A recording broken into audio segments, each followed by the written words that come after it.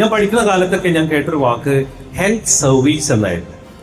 പക്ഷെ ഇന്ന് ഏത് ടെക്സ്റ്റ് ബുക്ക് വായിച്ചാലും ഏത് ലിറ്ററേച്ചർ വായിച്ചാലും നമ്മൾ കേൾക്കുന്ന വാക്ക് ഹെൽത്ത് ഇൻഡസ്ട്രി എന്നാണ്. ഈ ഒരു മാറ്റം 30 കൊല്ലം കൊണ്ട് കണ്ടവനാ ഞാൻ. എൻ്റെ ഒരു സങ്കടം അത്ര അധികം ഉണ്ട് അതിനകത്ത്. കാരണം നമ്മൾ സർവീസിൽ നിന്ന് ഇൻഡസ്ട്രിയിലേക്ക് പോയപ്പോൾ സംഭവിച്ച കുറേ പ്രശ്നങ്ങളുണ്ട്. ലോകം തന്നെ തിരിയുന്നത് ഈ സമ്പത്ത്, പൈസ എന്ന് പറയുന്നതിന്റെ ഒരു അച്ചുതണ്ടാക്കിയിട്ടാണ് തിരിഞ്ഞുകൊണ്ടിരിക്കുന്നത്.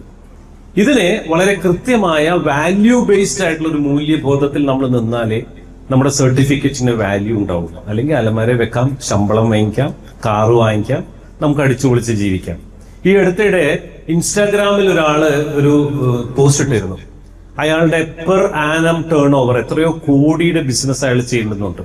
അതിന്റെ അടിയിൽ ഒരാള് ഒരു കമന്റ് അടിച്ചു, എടാ നീ കോടി വാങ്ങിയിട്ട് ഞങ്ങൾക്ക് എന്ത് കാര്യം, നീ വേറെ എവിടെയും പോയി വിളമ്പെന്ന് പറഞ്ഞു. കാരണം അയാൾക്ക് കോടി ഉണ്ടെങ്കിൽ ആ കോടി കൊണ്ട് ഈ രാജ്യത്തിനും നാടിനും ആളുകൾക്കും ഗുണം ഉണ്ടാവണം, എങ്കിലേ ആ കോടിയാവുള്ളൂ. അതുകൊണ്ട് നിങ്ങളുടെ സർട്ടിഫിക്കറ്റ് കൊണ്ട് നിങ്ങൾ ശമ്പളം വാങ്ങിക്കാം, നിങ്ങൾ ഫ്ലാറ്റ് വാങ്ങിക്കാം, നിങ്ങൾ കാർ വാങ്ങിക്കാം, നിങ്ങൾ UK പോവാം. പക്ഷെ ആർക്ക് എന്ത് ഗുണം ഉണ്ട് എന്ന് കൂടി ചിന്തിക്കേണ്ടതുണ്ട്.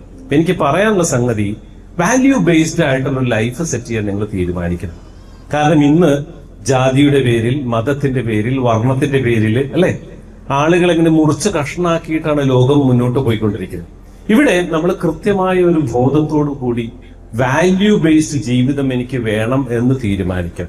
ഞാൻ നേരത്തെ പറഞ്ഞ ആളുകളുണ്ടല്ലോ, സ്വപ്നങ്ങളെ പൂവണിയുന്ന ഈ സന്ദർഭത്തിൽ ഇങ്ങനെ നിറഞ്ഞ മനസ്സോടുകൂടി ഇരിക്കുന്ന അച്ഛനും അമ്മയും, നിങ്ങൾക്ക് ആദ്യം ശമ്പളം കിട്ടിക്കഴിഞ്ഞാൽ അച്ഛനും അമ്മയ്ക്കും ഒരു iPhone 16 Pro വാങ്ങിച്ചു കൊടുക്കൽ എല്ലാവർക്കും സന്തോഷം. നിങ്ങൾ UK-യിലാണെങ്കിലും അമേരിക്കയിലാണെങ്കിലും ആഴ്ചയിൽ ഒരു ദിവസം മതി, അമ്മേ മരുന്ന് കഴിച്ചോ, അച്ഛാ സുഖം തന്നെയല്ലേ, നടക്കാനൊക്കെ പോണില്ലേ എന്നൊന്ന് ചോദിച്ചാൽ മതി. നിങ്ങൾക്കതിന് ചോദിക്കാൻ സമയമില്ലാതെ നിങ്ങൾ തിരക്കിലായാൽ അവരുടെ കണ്ണീര് വരും. കേരളം ഒരു വൃദ്ധസദനമാവാൻ പോവാ. ഇവിടെ യൂത്ത്സ് ഇല്ല, എല്ലാവരും പോവാ.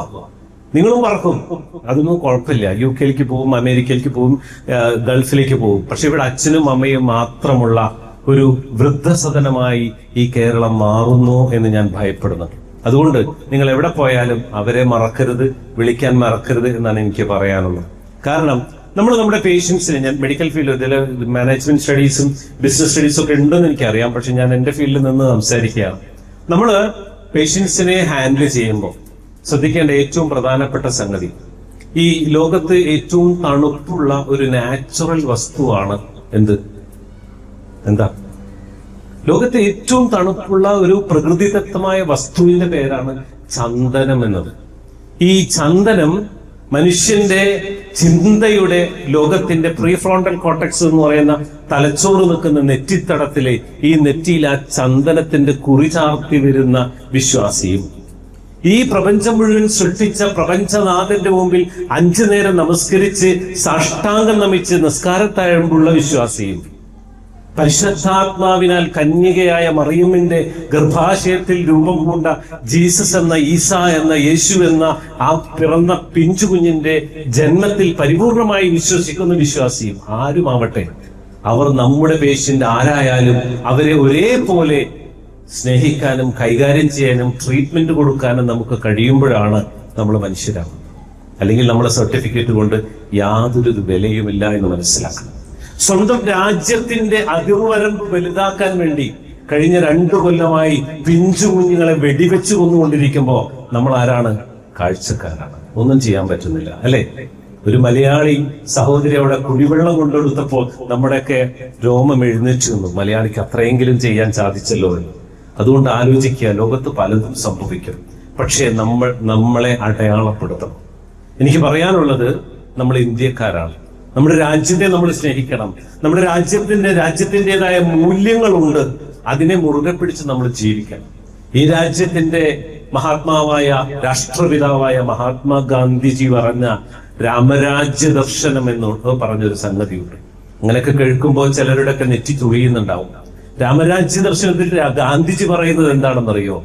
അപരവിചാരം അസ്തമിക്കുമ്പോൾ ഉദയം ചെയ്യുന്ന സംഗതിയുടെ പേരാണ് സ്വാതന്ത്ര്യമെന്ന്. പറഞ്ഞത് മനസ്സിലായോ? ഇല്ല, ഞാൻ പറഞ്ഞുതരാം. അപരവിചാരം എന്ന് പറഞ്ഞാൽ ഞാനും നീയും വ്യത്യസ്തനാണ് എന്ന ബോധം. അപരൻ, ഞാൻ വേറെ നീ വേറെ. ജാതിയുടെയോ മതത്തിന്റെയോ നർമ്മത്തിന്റെയോ പണത്തിന്റെയോ ഒക്കെ പേരിലുള്ള വ്യത്യാസങ്ങൾ. ഈ വ്യത്യാസങ്ങളില്ലാതെ ഞാനും നീയും വ്യത്യസ്തരല്ല എന്ന ബോധം, അതിനെയാണ് അപരവിചാരം അസ്തമിക്കുക എന്ന് പറയുന്നത്. ഈ അപരവിചാരം അസ്തമിക്കുമ്പോൾ ഉദയം ചെയ്യുന്ന സംഗതിയാണ് സ്വാതന്ത്ര്യം എന്നാണ് ഗാന്ധിജി പറഞ്ഞിട്ടുള്ളത്. അതിനെയാണ് അദ്ദേഹം രാമരാജ്യ ദർശനം എന്ന് പറഞ്ഞിരിക്കുന്നത്. ഇവിടെ ഹിന്ദുവും മുസൽമാനും ക്രിസ്ത്യാനിയും ഒക്കെ വേറിട്ടവനല്ല, എല്ലാവരും ഒന്നാണ് എന്ന ദർശനത്തെയാണ് അദ്ദേഹം പറഞ്ഞത്. ആ പുണ്യാത്മാവിന്റെ നെഞ്ചിലേക്കും നമ്മൾ എന്ത് ചെയ്തു? നിറത്തൂക്കൊഴിച്ച് അവിടെ നിന്ന് ചോര പൊടിഞ്ഞ് പിടഞ്ഞു വീണ് മരിക്കേണ്ടി വന്നു. ഇതാണ് ലോകം. അതുകൊണ്ട് ഈ പറയുന്ന നമ്മുടെ മുന്നിലുള്ള എല്ലാ സംഗതികളിലും നമ്മൾ മനസ്സിലാക്കേണ്ട ഏറ്റവും പ്രധാനപ്പെട്ട സംഗതി നമ്മുടെ രക്തത്തിൽ അലിഞ്ഞിട്ടുള്ള നമ്മുടെ മൂല്യം എന്ന് പറയുന്നതാണ്. നിങ്ങളൊരു പക്ഷേ പാരാമെഡിക്കൽ കോഴ്സിന് വേണ്ടി DRS നോളജ് സിറ്റിയിൽ അഡ്മിഷൻ എടുക്കുമ്പോൾ നിങ്ങളുടെ ചിന്തയിലുണ്ടാവുക എത്രയും പെട്ടെന്ന് നല്ലൊരു ജോലി, അല്ലെ? എത്രയും പെട്ടെന്ന് നല്ലൊരു ജോലി. ഒരു ജോലി ഫോക്കസ് ചെയ്താണ് നിങ്ങൾ പഠിച്ചതെങ്കിൽ അത് മണ്ടത്തരാണെന്ന് പറയുന്ന ആളാണ്. അങ്ങനെ ജോലിക്ക് വേണ്ടി, ശമ്പളത്തിന് വേണ്ടിയല്ല മനുഷ്യൻ വിദ്യ നേടേണ്ടത്. വിദ്യ നേടേണ്ടത് മനുഷ്യനാവാനാണ്.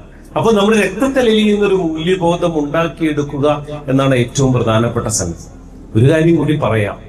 ഈ ലോകത്ത് നിങ്ങൾ ഇനി ഇപ്പോൾ റെസ്പിറേറ്ററി മെഡിസിൻ അല്ലെ റെസ്പിറേറ്ററി തെറാപ്പി പഠിച്ചവരുണ്ടാവും, റേഡിയോളജി ഇമേജിംഗ് പഠിച്ചവരുണ്ടാവും, മെഡിക്കൽ ലബോറട്ടറി ടെക്നോളജി പഠിച്ചവരുണ്ടായിരിക്കും, സ്റ്റെറിലൈസേഷൻ പഠിച്ചവരുണ്ടായിരിക്കും. എന്ത് പഠിച്ചാലും നിങ്ങളുടെ മുമ്പിൽ വരുന്ന രോഗികളെ നിങ്ങൾ കൈകാര്യം ചെയ്യുമ്പോൾ ഒരു കാര്യം മനസ്സിലാക്കണം. അതെന്റെ ഒരു റിക്വസ്റ്റാണ്. ദയവ് ചെയ്ത് മനുഷ്യന്റെ അവയവങ്ങളെ ചികിത്സിക്കുന്നവരോ കൈകാര്യം ചെയ്യുന്നവരോ ആവരുത്. കിഡ്നിക്ക് ഡോക്ടറുണ്ട്, ഹാർട്ടിന് ഡോക്ടറുണ്ട്, പല്ലിന് ഡോക്ടറുണ്ട്, കണ്ണിന് ഡോക്ടറുണ്ട്, അല്ലെ? എല്ലാ അവയവങ്ങൾക്കും ഇന്ന് ഡോക്ടർമാരുണ്ട്, സ്പെഷ്യലൈസേഷൻ ഉണ്ട്. എനിക്കൊരു ചോദ്യമുണ്ട്, മനുഷ്യന്റെ ഡോക്ടർ എവിടെയെന്ന്? മനുഷ്യന്റെ ഡോക്ടർ എവിടെയെന്നൊരു ചോദ്യമുണ്ട്. ഞാനതാ പറഞ്ഞത്, ഹെൽത്ത് സർവീസിൽ നിന്ന് ഇൻഡസ്ട്രിയിലേക്ക് നമ്മൾ പോകുമ്പോൾ നമുക്ക് സംഭവിച്ച കുറെ അപജയങ്ങളെ കുറിച്ച് കൃത്യമായ ബോധം വേണം. തൊണ്ടയിൽ നിന്ന് ക്യാൻസർ വന്ന് ഒരു പിടി ചോറ് മീൻചാറിൽ മുക്കി ഇറക്കാൻ പറ്റാതെ ആഗ്രഹത്തോടു കൂടി പറയുന്ന പാലിയേറ്റീവ് പേഷ്യൻസിനെ ഞാൻ കണ്ടിട്ടുണ്ട്. നമ്മൾ അവരുടെ വീട്ടിൽ പോകുമ്പോൾ അവരോട് ചോദിക്കും, എന്താ വിശേഷം? ഒന്നുമില്ല ഡോക്ടറെ, ഇന്നലെ വീട്ടിൽ മത്തിക്കറി ഉണ്ടായിരുന്നു, ഒരു പിടി ചോറൊന്ന് തിന്നാൻ വലിയ ആഗ്രഹം, പക്ഷെ ഇങ്ങോട്ട് ഇറങ്ങണില്ല. അങ്ങനെ പറയുന്ന ക്യാൻസർ പേഷ്യൻസിനെ ചേർത്ത് പിടിക്കുമ്പോൾ നിങ്ങൾ പറയേണ്ടത് പ്രതീക്ഷയുടെ വർത്തമാനമാണ്. ഇത് മാറും. നമുക്ക് റേഡിയേഷൻ ചെയ്യണം, നമുക്ക് കീമോതെറാപ്പി ചെയ്യണം, സത്യമാണ്. പക്ഷേ ഇത് മാറും, നിങ്ങൾ തിരിച്ചു വരും, ഈ മഴയും തോരാതിരിക്കില്ല എന്ന് അവരോട് പറയാനുള്ള വാല്യൂ നിങ്ങളുടെ ബ്ലഡിലുണ്ടെങ്കിൽ മാത്രമാണ് ഈ തൊപ്പിക്ക്, ഈ ഗൗണിന്, ഈ സർട്ടിഫിക്കറ്റിന് അർത്ഥമുണ്ടാവുകയുള്ളൂ എന്നാണ് എനിക്ക് പറയാനുള്ളത്. അതെന്റെ പ്രിയപ്പെട്ടവരോട് പറയാനുള്ളത്, അപരവിചാരത്തെ അവസാനിപ്പിക്കുക. ഞാനും നീയും വ്യത്യസ്തനാണ് എന്ന ബോധത്തെ അവസാനിപ്പിക്കുക. നമ്മുടെ ജീവിതം കൊണ്ട് ഈ ലോകത്ത് എന്തെങ്കിലും ഒന്ന് ചെയ്യാൻ നമുക്ക് കഴിയണമെന്ന് ഉറപ്പിച്ച് വിശ്വസിക്കുക. അന്യന് ഉപകാരത്തിനാകാത്തതെങ്കിൽ കിം ദേഹം കൊണ്ടൊരു ഫലമിഹ പ്രാണിനാം ക്ഷോണിതന്നെ. മറ്റുള്ളവർക്ക് ഉപകാരം ചെയ്യാൻ പറ്റൂലെങ്കിൽ ഈ ലോകത്ത് നമ്മുടെ ജീവൻ കൊണ്ട് ഒരു കാര്യവുമില്ല എന്നാണ് കവി പറഞ്ഞു വെച്ചിട്ടുള്ളത്. വീണ്ടും ആവർത്തിക്കുകയാണ്, അന്യന് ഉപകാരത്തിനാകാത്തതെങ്കിൽ കിം ദേഹം കൊണ്ടൊരു ഫലമിഹ പ്രാണിനാം ക്ഷോണിതന്നെ. അതുകൊണ്ട് നിങ്ങളുടെ ജീവിതം കൊണ്ട്, നിങ്ങളുടെ സ്വപ്നം കൊണ്ട്, നിങ്ങളുടെ അധ്വാനം കൊണ്ട് നിങ്ങൾക്ക് മാത്രമല്ല, ഈ ഭൂമിയിലെ മനുഷ്യർക്ക് മാത്രമല്ല, ഈ ഭൂമിയിലെ സസ്യങ്ങൾക്കും മറ്റു ചരാചരങ്ങൾക്കു കൂടി ഗുണകരമായി നിൽക്കട്ടെ എന്ന് ഞാൻ നിങ്ങളോട് ആശംസിച്ചുകൊണ്ട് ഞാൻ എന്റെ വാക്കുകൾ നിർത്തുന്നു. ബന്ധിച്ചില്ല, ബന്ധിക്കാൻ സമയമായോ? സമയമായി. ശരി. അപ്പൊ thank you very much. Wish you all the best. ഞാൻ വീണ്ടും പറഞ്ഞിടത്തേക്ക് തിരിച്ചു വരികയാണ്. പ്രായം കൂടും, കാലിന്റെ മുട്ടിന്റെ വേദന കൂടും, നടക്കാൻ പ്രയാസാവും, ശ്വാസം മുട്ട് വരും. അപ്പോഴും അവരാലോചിക്കുക, എന്റെ മോൾ നന്നായിട്ടിരിക്കട്ടെ എന്നാണ്. അതുകൊണ്ട് അവരെ മറക്കാതിരിക്കുക. ഇന്ന് പുതിയ ലോകത്ത് പാരന്റ്സ് അനുഭവിക്കുന്ന വേദന അത്ര വലുതാണ്. അത് നിങ്ങളൊരു പാരന്റിന്റെ സ്റ്റേജിലേക്ക് വരുമ്പോഴാണ് നിങ്ങൾക്ക് മനസ്സിലാവുക. അതുകൊണ്ട് നിങ്ങളുടെ കയ്യിലുള്ള സർട്ടിഫിക്കറ്റിനേക്കാൾ ഏറ്റവും മൂല്യമായിട്ടുള്ളത്, ഏറ്റവും അമൂല്യമായ ധനം എന്താണെന്ന് ചോദിച്ചാൽ നിങ്ങളുടെ പാരന്റാണ്. നിങ്ങളുടെ പാരന്റ്സിനെ നഷ്ടപ്പെടുമ്പോഴാണ് നിങ്ങൾക്ക് അതിന്റെ വേദന മനസ്സിലാവുള്ളൂ. ഞാൻ BDS തേർഡ് ഇയർ പഠിക്കുമ്പോൾ 51 വയസ്സുള്ള എന്റെ ഫാദർ മരിച്ചത് എനിക്ക് ഓർമ്മയുണ്ട്. അന്ന് എന്റെ 6ാം ക്ലാസ്സിലും 8ാം ക്ലാസ്സിലും പഠിക്കുന്ന എന്റെ 2 അനുജത്തിമാരെ കയ്യിൽ തന്നിട്ടാണ് എന്റെ ഫാദർ പറന്നുപോയത്. ഇന്നതിൽ ഒരാള് ഹോമിയോ ഡോക്ടറാണ്, ഒരാള് കമ്പ്യൂട്ടർ MCA ആണ്, കോളേജിലെ കമ്പ്യൂട്ടർ ഡിപ്പാർട്ട്മെന്റിൽ വർക്ക് ചെയ്യുന്നു. എനിക്ക് അഭിമാനത്തോടു കൂടി പറയാം. പക്ഷേ അച്ഛനെ നഷ്ടപ്പെടുമ്പോഴേ അതിന്റെ വില നമുക്ക് മനസ്സിലാവും, അമ്മയെ നഷ്ടപ്പെടുമ്പോഴേ അതിന്റെ വില മനസ്സിലാവൂ. അതുകൊണ്ട് അവർക്ക് ഒരു പക്ഷേ വിദ്യാഭ്യാസം ഉണ്ടാവുകയില്ല, നിങ്ങളുടെ വൈബ് ഉണ്ടാവുകയില്ല, നിങ്ങളുടെ ഹസ്ബൻഡ് നിങ്ങളുടെ ജീവിതത്തിലേക്ക് വരുമ്പോൾ ചിലപ്പോൾ സിങ്ക് ആവുന്നുണ്ടാവില്ല. പക്ഷേ ആ പാവങ്ങളെ നിങ്ങൾ അങ്ങനെ തന്നെ കൊണ്ടു നടക്കണം. അതാണ് നിങ്ങളുടെ കൈവെള്ളയിലെ ഏറ്റവും പ്രധാനപ്പെട്ട, ഈ ജീവിതത്തിലെ നിങ്ങളുടെ ഏറ്റവും വലിയ ധനമെന്ന് ഓർമ്മിപ്പിച്ചുകൊണ്ട് ഞാൻ സൈൻ ഓഫ് ചെയ്യുന്നു. Thank you very much.